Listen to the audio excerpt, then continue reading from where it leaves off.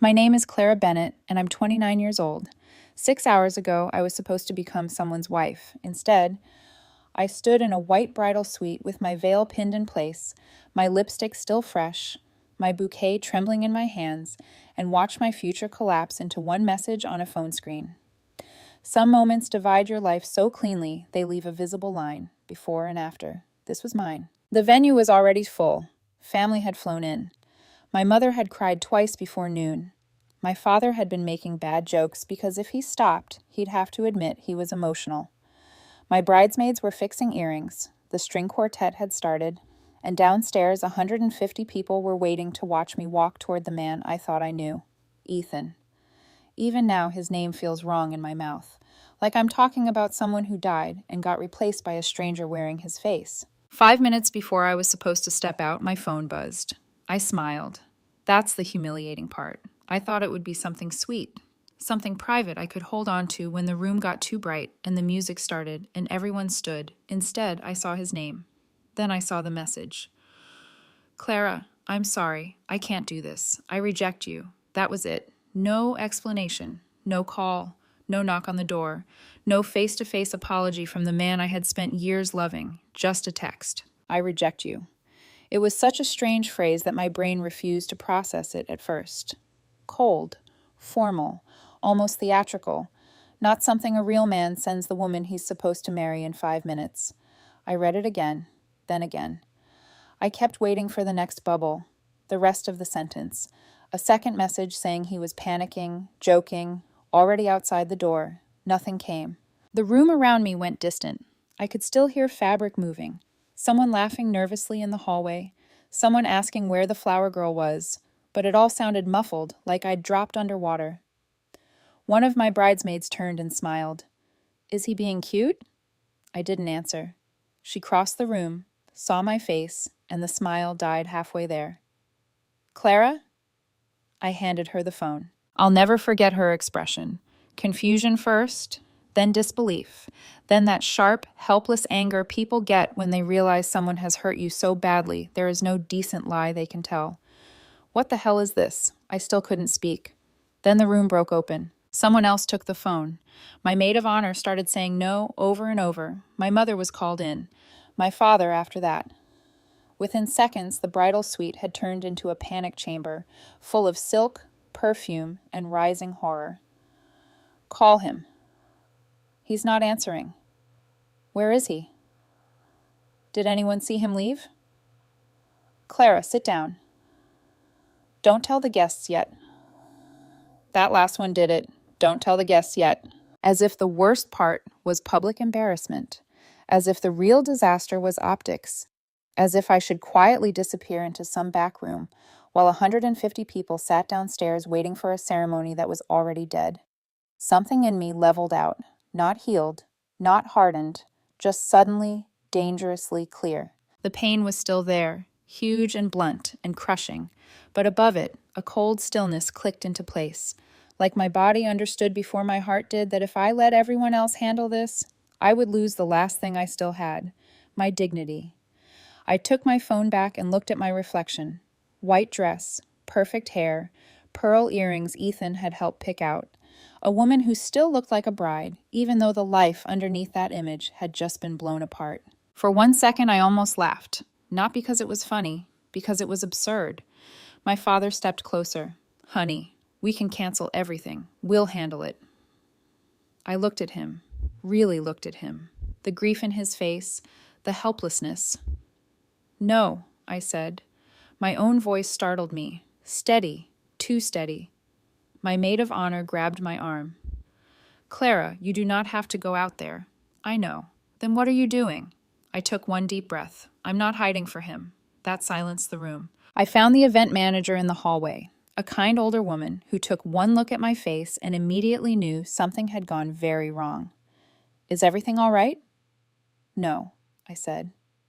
But I need a microphone. She blinked. A microphone? Slight change of plans. Even then, part of me knew this would be the moment everyone remembered. Not the flowers, not the menu, not the vows that were never said. This. The doors opened. The music faltered when people realized Ethan wasn't there. Then I walked out alone. I didn't rush. I didn't cry. I didn't run. That was what made the room go still. 150 faces turned at once. Some were smiling at first because they assumed this was timing. Some were already frowning because no groom stood waiting. My heels sounded too loud against the floor. My bouquet felt ridiculous in my hand. Near the front, Ethan's parents sat up straighter. His sister, Vanessa, looked around sharply, as if she thought he might still appear and save the scene before it turned into a scandal. He didn't. I reached the front, took the microphone, and turned to face the room. For 1 second, I almost broke, because it hit me all at once. This room was supposed to witness the best day of my life. Instead, it was about to witness the worst. Then I thought of the text again. I reject you. Not even enough courage to lie beautifully. So I lifted the microphone. Thank you all for being here, I said. My voice echoed softly through the room. I'm going to save everyone some confusion. 5 minutes ago, I received a message from Ethan. The air shifted. You could feel it. I looked down at my phone and read it exactly as he sent it. Clara, I'm sorry. I can't do this. I reject you. The reaction wasn't one sound. It was dozens. Gasps, sharp whispers. Someone in the back said, "Oh my God," out loud. My mother made a broken sound behind me. Ethan's mother covered her mouth. Vanessa shot to her feet so fast her chair scraped the floor. I let the silence sit there. Let every person in that room understand exactly what had happened. There will be no wedding today, I said. Ethan has made his choice. Vanessa took one step into the aisle. Clara. I didn't even look at her. But everything has already been paid for, I continued. The food is ready, the bar is open, the band is here, and the people I love are still in this room. Now nobody moved. They were waiting. Maybe for me to collapse, maybe to scream, maybe to ask someone to go find him. Instead, I raised my chin. So this is no longer a wedding reception. It's a celebration of honesty, a celebration of surviving humiliation, and a celebration of finding out who someone really is before the vows, the law, and the paperwork make it harder to leave. I set the bouquet down on a nearby table. Then I lifted my glass of water because I didn't trust my hands with champagne. To dodging a bullet, I said. For a second, nobody did anything. Then my cousin started clapping. My father joined in. Then one of my bridesmaids. Then an entire table near the back. Within seconds, the room was full of shaky, furious applause. Not cheerful, not yet, but loyal. Ethan's parents looked mortified. Vanessa looked like she wanted to blame me for gravity. A handful of guests from his side left almost immediately. Others stayed because leaving would have meant admitting exactly what he had done. My side of the family surged toward me in a blur of hugs, hands, questions, and rage. Through all of it, one thought kept beating quietly inside me. He expected me to disappear. He thought I would absorb the shame for him, protect him with silence, make his betrayal easier to survive. He didn't know me as well as he thought he did. 6 hours later, the band was playing downstairs anyway. That part felt like a fever dream. People drank because there was nothing else to do with that much shock in an open bar. Some danced in a defiant, uneven way. Others stood in little clusters, replaying the moment in hushed voices like witnesses after an accident. My father hugged me so hard I thought my ribs might crack.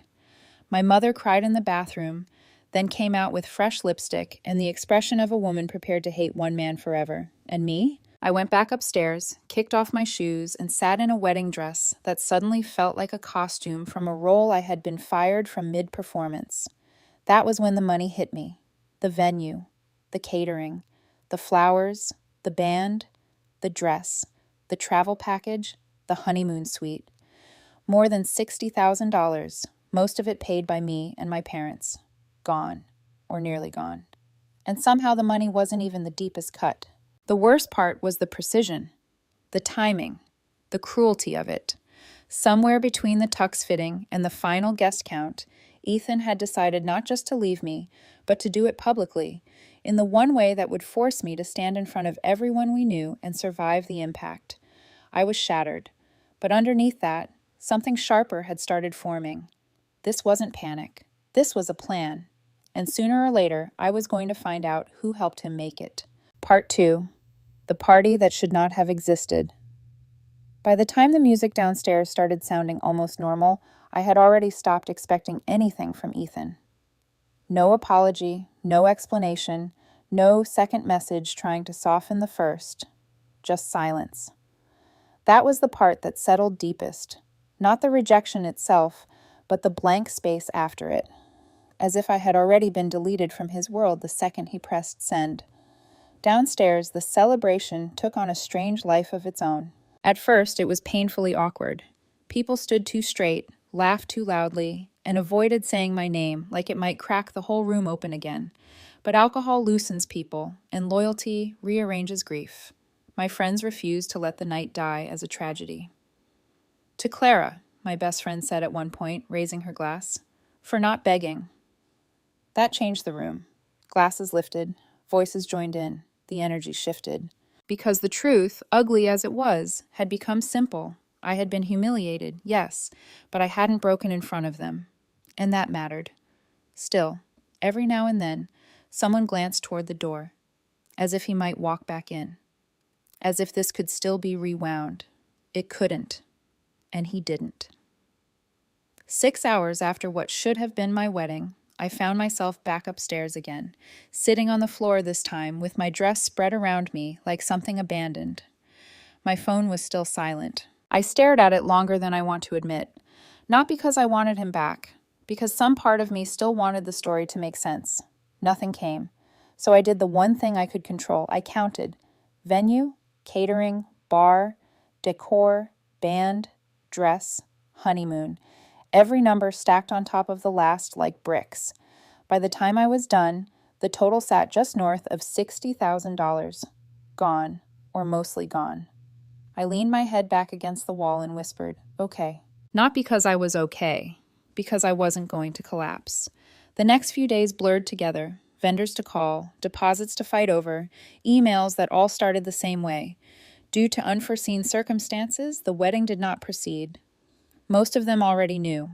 That was the problem with a small social circle. News didn't travel, it detonated. Some vendors were kind, sympathetic. A few waived minor fees. Others stayed strictly professional. Contracts were contracts. Emotions didn't refund invoices. I didn't have the energy to fight everything. Then there were the gifts. Boxes stacked in my living room, like evidence from a life that no longer existed. I returned what I could, donated what I couldn't, kept almost nothing, except one thing, a handwritten note from my grandmother. It didn't mention Ethan. It just said, "A woman is not defined by who stands next to her at the altar, only by how she stands when no one does." That one stayed. The silence lasted exactly 72 hours. I know because I counted. On the third night, my phone lit up so suddenly it startled me. One missed call, then another, then 5 more. Then the messages started. "Clara, please. I messed up. We need to talk. It's not what it looked like. I love you." I stared at the screen, surprised by how calm I felt. Not healed, not numb, just steady. Another call came in. I let it ring. Then another, then a voicemail. His voice filled my apartment. Broken, breathless, panicked. "Clara, please. Just answer. I can explain. I made a mistake. I wasn't thinking." I stopped the recording halfway through. Not because it hurt, because it didn't, and that scared me more. The truth didn't come from him. Of course it didn't. It came from mutual contacts, more than one, each horrified in a slightly different way, but all pointing to the same thing. Different pieces, same story. Ethan hadn't panicked. He had been leaving, for someone. Her name was Lena, his ex, the one he had repeatedly told me was completely in the past, the one he said he barely spoke to anymore. Apparently they had been speaking plenty. From what I was told by multiple people, they had been planning something for a while. Not perfectly, not cleverly, but long enough that this was clearly not a last-minute emotional collapse. He was supposed to go through with the wedding, secure the life we had built, and then leave later, quietly. But somewhere along the way, the plan changed. Or maybe it got impatient. Maybe Lena pushed. Maybe Ethan got greedy. Maybe they both thought they could skip the waiting and jump straight into the fantasy. So instead of timing it after the wedding, he chose the most dramatic exit possible. 5 minutes before, by text. Because that way, he didn't have to look at my face when it happened. The rest came in fragments. He left the venue, met Lena, got into a car that wasn't his, started driving. That was the escape. That was the dream. Two people running towards some shiny new life built almost entirely out of ego and bad planning. Except it wasn't real. Not the way they thought. Because Lena wasn't running toward a stable future with Ethan. She was running toward an idea. And as soon as reality showed up, that idea started cracking. Money became a topic almost immediately. Expectations surfaced. Promises started sounding less like plans and more like assumptions. And then the illusion died. There was no glamorous new life waiting for him. No safety net, no stability, just two people who had blown up something real for something imagined. By the second day, it was already falling apart. By the third, Lena was gone. One person said a gas station, another said a roadside stop. The exact location changed depending on who heard it first, but the outcome didn't. She left him stranded somewhere humiliatingly ordinary, far from home and far from the version of himself he thought he was becoming. That was when Ethan came back. Not because he loved me, because the alternative rejected him first. The phone rang again. This time I answered, not because I cared, because I wanted to hear him say it. Clara, oh my God, thank God you answered. Hi, Ethan. My voice was flat enough to make him stumble. I messed up, he rushed out. I messed up so badly. I wasn't thinking. It was pressure. Everything got too much and I panicked. You texted me. Silence. You wrote, I reject you, 5 minutes before our wedding. I didn't mean it like that. How did you mean it? Another pause, longer this time. I was confused, he said finally. I wasn't in the right headspace. You had a bag packed. He inhaled sharply. And someone waiting, I added. That wasn't... You left, I said. You didn't hesitate. You didn't come talk to me. You didn't try to fix anything. You chose to go. Clara, please, he said, voice cracking. It was a mistake. I love you. We can fix this. We can tell people I had a breakdown. Reschedule, just... That was the moment the last door shut. Not because of what he had done, because of what he still thought he could do. Slide back into my life, rewrite the story. Use me as a backup once his first choice failed. No, I said. Quiet. Final. You made a decision. Now you live with it. Clara, there is no wedding to reschedule. Please, I don't have anywhere to go. I almost laughed. What came out instead was colder. That sounds like your problem. Then I hung up, blocked his number. And for the first time since the message came through, I felt something close to relief. Because now I knew exactly who he was. And more importantly, who I wasn't going to be for him anymore. Part 3. You don't come back from I reject you. I thought that would be the end of it. It should have been. A brutal, final break. But men like Ethan don't disappear quietly when consequences catch up to them. They start looking for exits, for softer landings, for anyone willing to absorb the damage they made. When they can't find one, they start pushing. The next morning, I woke up to missed calls from a number I didn't recognize, then another, then a message. Please don't block this one. We need to talk. I ignored it. A second message came in. Clara, I'm serious. This isn't fair. That word made me stop. Fair. There was something almost surreal about a man who abandoned his fiancé 5 minutes before their wedding, ran off with another woman, got dumped, and came back talking about fairness. The calls kept coming. Texts, voicemails, the same core message in different packaging. What he did was temporary, fixable, forgivable. I should understand. I should help. I should still be there. I ignored all of it. Until he crossed a line. He showed up at my parents' house. Not mine, my parents'. Which made sense once I thought about it. My mother had called him repeatedly the morning of the wedding before everyone gave up on reaching him. He knew that if he couldn't get to me directly, he'd try the next place he thought I might be. My mom called me, voice tight. Clara, he's here. I closed my eyes. Of course he was. Don't let him in, I said immediately. He says he just wants to talk. He had that chance. 5 minutes before the wedding. There was a pause. Then my father's voice in the background, firm and unmistakable. You need to leave.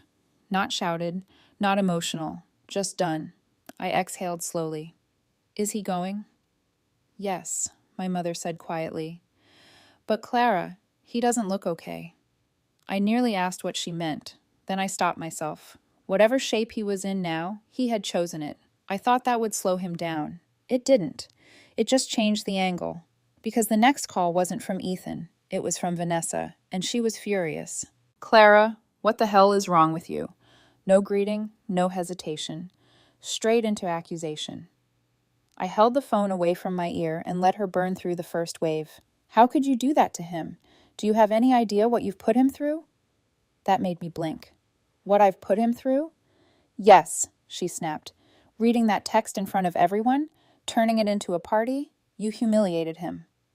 There it was, the rewrite. Didn't take long. "He rejected me," I said calmly, 5 minutes before our wedding. "You didn't have to make a spectacle out of it." I almost smiled, as if the damage came from me speaking, not from him doing it. "He made it a spectacle," I said. "I told the truth." "That wasn't the truth. You made it sound worse than it was." I leaned back in my chair. "How exactly do you soften 'I reject you'?" Silence. Then she changed tactics. "He was under pressure. You were pushing him. The wedding, the expectations." "No," I cut in. "He had a bag packed and another woman waiting." That landed. I could hear it in the pause. "You don't know that." "I know enough." Another pause. Then her tone shifted again. "He made a mistake," she said, quieter now. "People make mistakes, Clara. You don't throw everything away over one moment." One moment. That's what they were calling it. Not the planning, not the lies, not the timing, not the choice. A moment. "He didn't trip," I said. "He didn't forget an anniversary or say the wrong thing in an argument. He chose to leave me at the altar for someone else." "That's not—" And when that failed, he came back. Silence. Heavier this time. "He loves you," she said finally. The word meant nothing coming from her. "Then he has a strange way of showing it." "You're being cold." "No, I'm being clear." She didn't like that. "People rarely do when you stop playing the role they assigned you." "He has nowhere to go," she snapped. "Do you understand that? He's struggling. He needs help." There it was, the real reason for the call. Not love, not reconciliation, logistics. Then he should figure that out. "He was living with you." "Not anymore." "You can't just throw him out like that." "I didn't throw him out," I said. "He walked out." "That's different." "No, it isn't." The shift in the conversation was obvious now. She wasn't arguing feelings anymore. She was negotiating. "You could at least let him come back for a few days," she said, "until he gets back on his feet." Small ask, temporary ask, reasonable sounding ask. The kind meant to reopen a door that should stay deadbolted. "No." She sounded stunned. "No?" "No." "Clara, be serious." "I am." "You're really going to leave him out there like this?" "Yes." Her voice sharpened. "After everything you had?" I let that sit for a second, then answered honestly. "He ended that, not me." She went quiet, not because she agreed, because she realized she wasn't winning. So she tried one last angle. "You're going to regret this." It wasn't exactly a threat, more like faith. Faith that eventually I would soften, break, come back around. That I would miss him enough to forget what he had done. I thought about it for a moment. Then I said the only true thing left. "No, I already regret who I thought he was." And before she could answer, I hung up, blocked her number. Then I sat in the silence and finally understood something. This wasn't just about Ethan anymore. It was about the role everyone expected me to play. The forgiving fiancé, the understanding woman, the emotional safety net. That version of me was gone. Maybe she had never existed. Later that evening, I moved through my apartment one room at a time. Not cleaning, not organizing, reclaiming. His jacket off the chair, his shoes by the door, the spare toothbrush from the bathroom. Small things, but each one felt like removing proof that someone no longer belonged there. By the time I was done, the space felt lighter. Mine. And standing there in the middle of it, I realized the cleanest truth of all. He didn't just lose a wedding. He lost his way back into my life. Part 4. The lies. They told after the wedding died. If the story had ended there, it would have been simple. Messy, painful, expensive, but simple. He left. I refused to take him back. We went our separate ways. But pride doesn't let people leave a clean story alone. When people can't fix what they broke, they start rewriting it. It began quietly.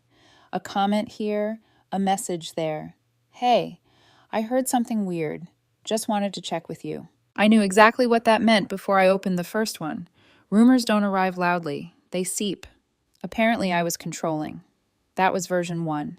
I had pressured Ethan into the wedding, pushed timelines, made him feel trapped, made everything about appearances. Version 2 was softer and uglier. I knew he was struggling, ignored it, and forced him forward anyway. So when he finally broke, his behavior was understandable. Understandable. I almost admired the wording.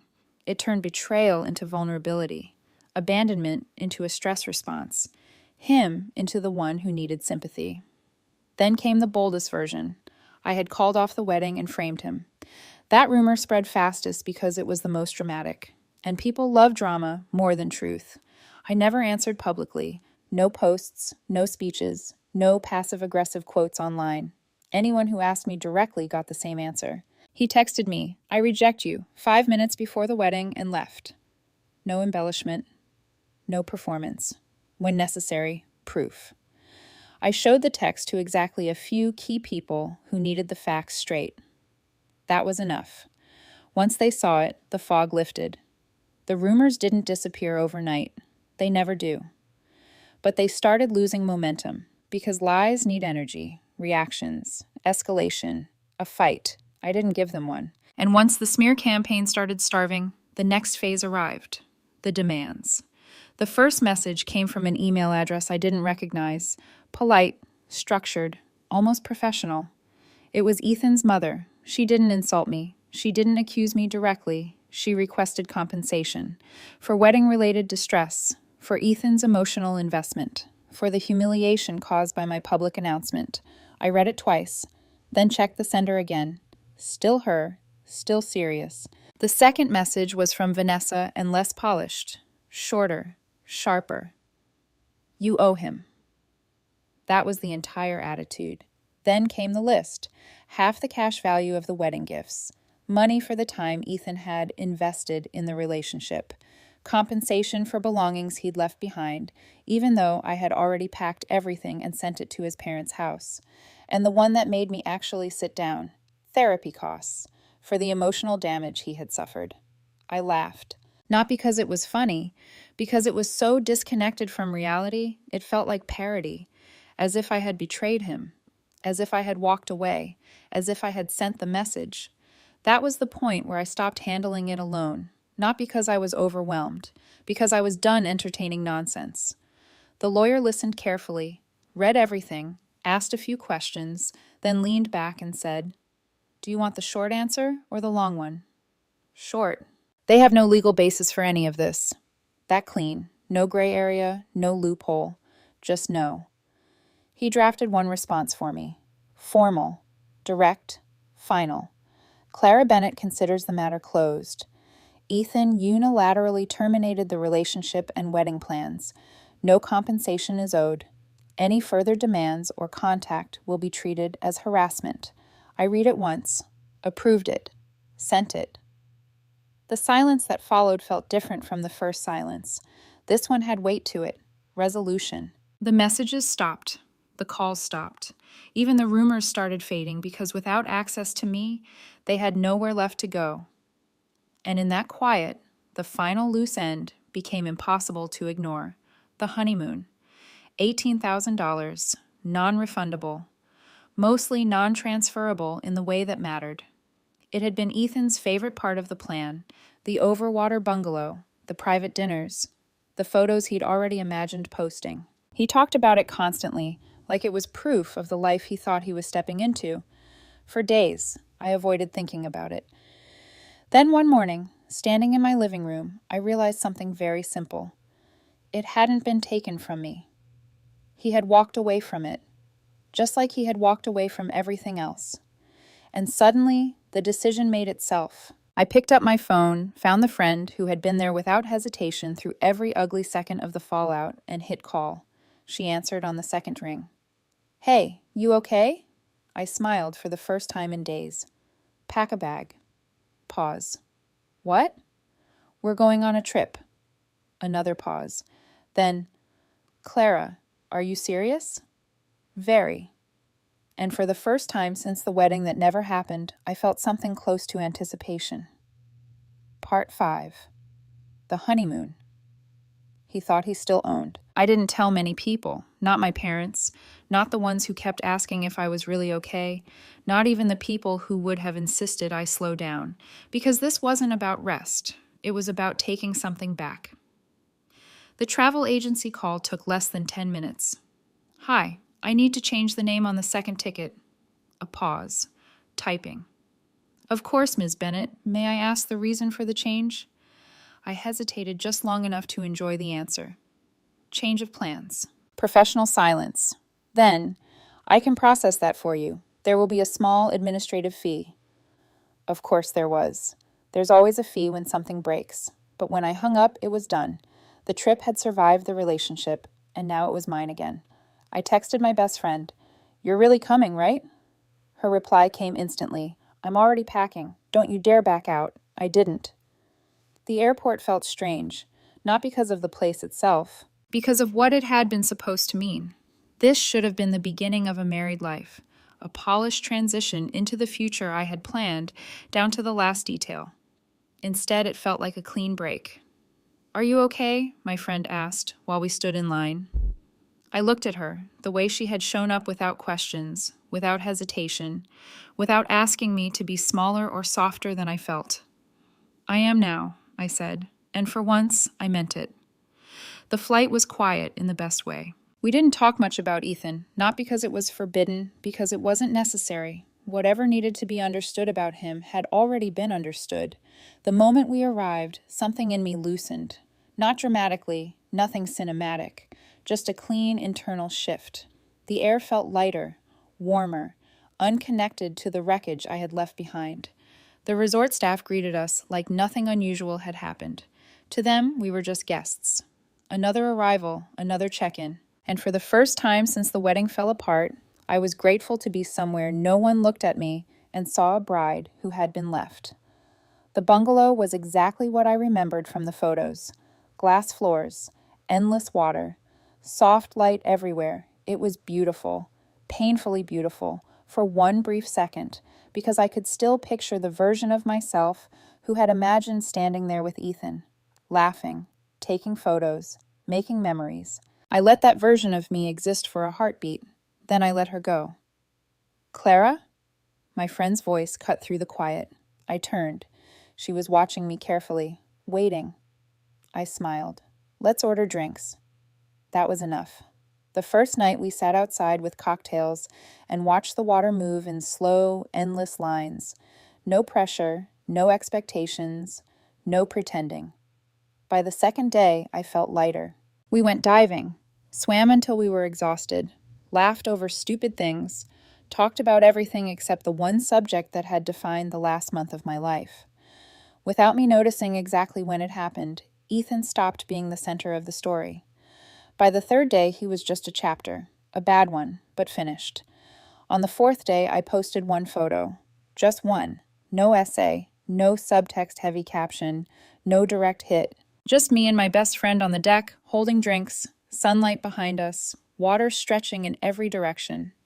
The caption said, "Making the best of an unexpected situation."